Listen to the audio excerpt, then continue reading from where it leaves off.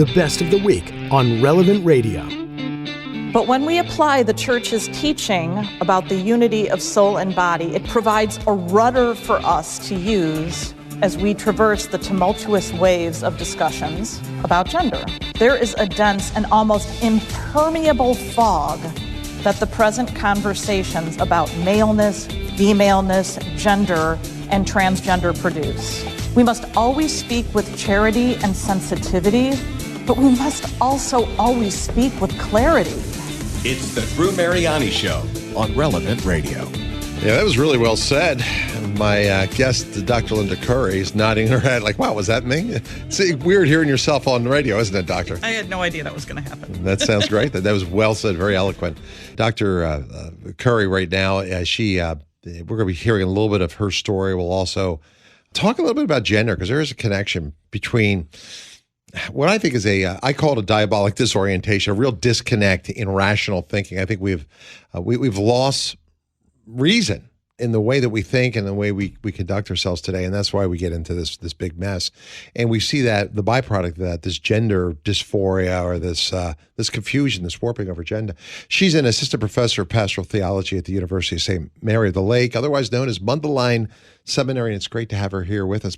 We'll turn the hands of time back, and I'll talk about you for a minute. So you were not really practicing your faith at the time. No, I hated everything that had to do with your Catholicism? Right. Well, I wouldn't call it my Catholicism at the time. That Catholicism. Catholicism, right? Right. That book of rules. Yeah. Right?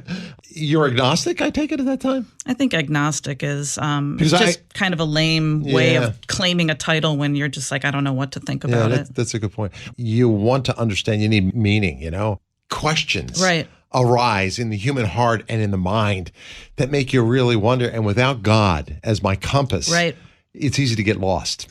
So bring me back in time. Tell us your story. You're born and raised Catholic. Right. I was born and raised Catholic. What happened? What turned you off? Well, I think that for me, we were, quote unquote cafeteria Catholics, and I went to Catholic grade school, and I just really wasn't that interested in those questions. And then I went away to college. And I met my first boyfriend, who was, a Nietzsche reading, super smart atheist guy. And so I tried that code on for a while. And then I just settled on agnostic. Then I just didn't have any reason to really think about God much, except in this existential, philosophical sense, inner religious type of thing. But I was always, and I think what you have to understand is my group of friends, and really when you're in college, your friends become a lot like your family. You're spending so much time with them, and you live so much downtime together. So you're with each other all the time. And it was the way that we were going about our lives. We were reading great novels, and we were thinking about politics in a very certain way, and activism, and all of those things. So God was an ancillary question compared to issues of justice and feminism and all of these other things that were really animating my world. And so as I traversed that, I still always, how can you not have existential anxiety? How can you not look out into the universe and go, wait, what? Yeah, right. But what do you do with that? Where do you tuck that away? So you can look into self-help books. I would say psychology interested me for that reason. There was some sort of delving into the deeper recesses of the mind and the human experience. And interestingly, when I began to study psychology and social work, I was very into Viktor Frankl, because Viktor Frankl, who wrote Man's Search for Meaning, and he I had a school of therapy called logotherapy and existential psychotherapy, dealt with those questions of meaning. So he would say that Freud felt that the highest motivation in someone's life was sex, and that Adler, his protege, would say power. But Viktor Frankl said, truly, I think that the highest motivating factor in someone's life is this search for meaning. So I found myself very drawn toward existential psychotherapy. So it was it gave me that little taste of there's something more out there. And also in reading his book, which I was doing from a very academic viewpoint, I remember going up to my teacher. I was 26. Wow. And it was such an exciting moment because I went up to my teacher and I said, it seems as if Frankl is implying that there's some kind of objective truth. Wow. It was so exciting because my teacher said yes.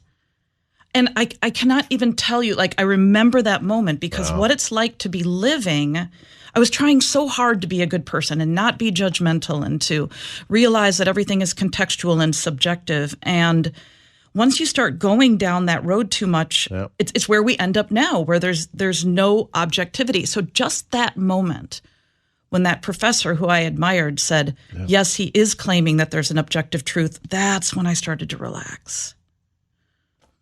How do we get to this point, where reason, right? Rationality, objective truth. Objective truth. Right, objective truth. Like this table right here, right? What table, right? It's like, right. It's just a social construct. That's right. I mean, that's what I find so, how do we get to this point? I mean, and it seems like it happened in a relatively short span of time.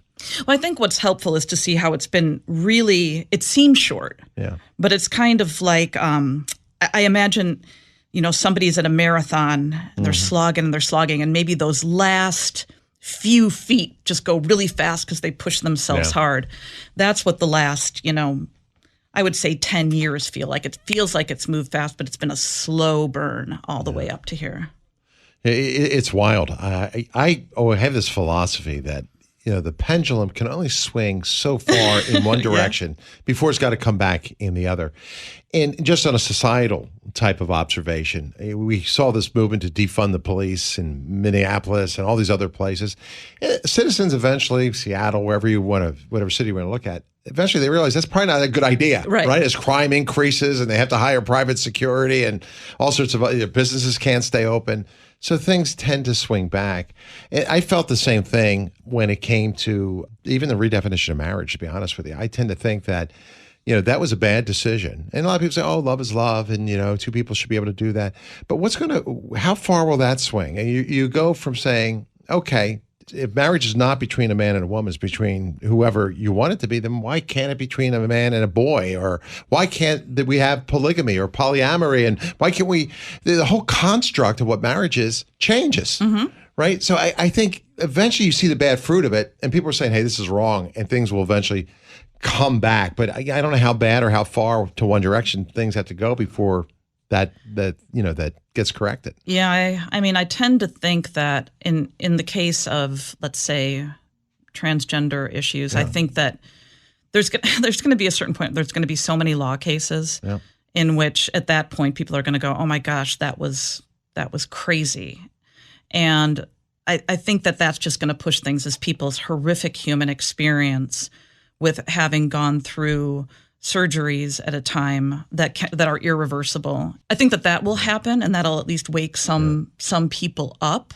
And it's terrible that it has to be that far. I do believe in the pendulum, but I do think the pendulum has swung really far. That's why it makes no sense anymore. I agree, and I don't know how much further it can go. I mean, how far do we keep pushing the limits? We'll talk gender for a moment too, because it's such a good issue. Again, we live in this time where everybody wants to be charitable. I want to respect you. I want to accept, what do you feel is important to you? And that's not always charitable, right? That's not always the right thing to do. Sometimes you have to tell somebody, hey, you don't tell an alcoholic, I'll get you another beer, right? I mean, it's the same type. It's the same type of thing. When it comes to gender today, it seems that not just the culture, but psychology. Oh, right. The DSM, you take a look at some of the stuff that has been redefined, and this is your area of expertise. I mean, what's up with medical science? Are you male or are you female? And how do you define it? So if you can't define a man or a woman, we're going down this slippery slope. Give me your take on what we're seeing in the culture today in terms of this acceptance of transgenderism and all that we're now contending with on so many different levels. Yeah, I think that it starts with, I think people are good, and so it starts with the good instincts, which are to walk with people, and there's a lot of people in a lot of pain, and there's a lot of confusion. In terms of the DSM specifically, I'll start there. So the DSM-4, that would have been the DSM that I was trained under. Yeah. Where are we now? DSM-5? DSM-5 TR. And just so people know, DSM stands for Diagnostic and Statistical Manual of Mental Disorder. That's what therapists use in order to begin to diagnose people. Yeah. And there's been many of them. It's fascinating even to look at their history, because just the history of the Psychological Association and how they define whether something, as you know, or maybe you don't know, homosexuality was in the DSM in the 1970s. But what made the switch? Yeah. So what ended up happening with the DSM is the DSM-4 was gender identity disorder. Fast forward to DSM-5, that's 2013. Gender identity disorder is now called gender dysphoria. So you have to watch that switch. Dysphoria just meaning, there's no disorder. Right. It just means it's the opposite of euphoria. You just don't feel right. It is the only thing in the DSM that's in there, and it's just called dysphoria. So it's no longer a disorder. So you have to look, this is what the postmoderns do get right. You have to look at how language influences reality, right? Oh, I'm a big fan of that, yeah. Yeah, it does. I believe you. And so just that small move where all of a sudden it isn't gender, and then the treatment, how it becomes different. My friend had a 5th grader come in to see her back in whenever that was, early 2000s, before DSM-5. Boy came in, 5th grade, felt like he was a girl because he's a very feminine boy, probably had same-sex attraction. And the treatment plan would be to help him to feel comfortable in his feminine, quote unquote, feminine expression of his masculinity. Yeah. But now they come in, and if a boy says, I feel like I'm a girl, the treatment plan is to say, oh, you must be a girl. Yeah, no. I mean, that's crazy. In some states, if you as a parent say, well, I'm going to get my child some help, or no, they could take that child from you. That's what they're advocating for. Absolutely. Even me just making this statement right now, just making this, somebody could dig it up and they could say, we're going to take your license away from you. No way. I mean, they won't. I'm not saying that. I would still say it's a First Amendment thing. You have a right to say what you believe. But that's where we're at. It's just even the hint that there might be a disagreement with what is being put out there, they threaten you. Yeah, right. Who is the they? We need to talk about who the they is in this instance too, with taking away your licensure. Are Catholic counselors any better? Yeah, I think they are, for sure. Because our anthropology is different. A Christian anthropology is different than a secular anthropology. So the fundamentals of what you take to be givens, you have to start from there. I mean, in a way, secular therapists, most of them, I think, would be able to be like, something doesn't feel right. Many are scared, right? Some of them really believe, because most people that go into the counseling trade want to help people. Yeah, right. So there is the piece in which meeting somebody where they're at.